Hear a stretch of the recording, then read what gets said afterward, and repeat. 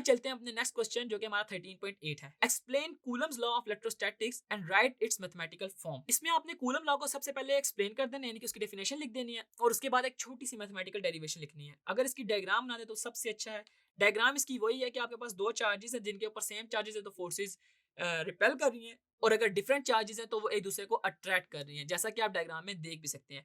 इसके अलावा आपने इसकी डेफिनेशन लिख देनी है, यानी कि इसको कैसे एक्सप्लेन किया जाता है कि फोर्सेस का क्या रिलेशन है चार्जेस के साथ और क्या रिलेशन है इनके दरमियान के डिस्टेंस के साथ। और आपको ये बात पता है कि इनका प्रोडक्ट के साथ डायरेक्ट रिलेशन है, आप लिख देंगे F is directly proportional to Q1 Q2।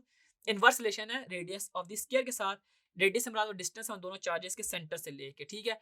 और अगर इन दोनों को कंबाइन कर दें तो F is directly proportional to Q1 Q2 over R square, ठीक है जी।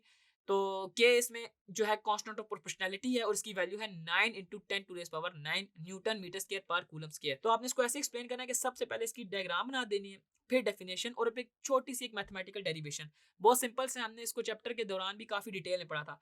आई होप आपको ये क्लियर होगा। तो यूं आपने इस तरीके से इस क्वेश्चन को कंप्लीट करना है।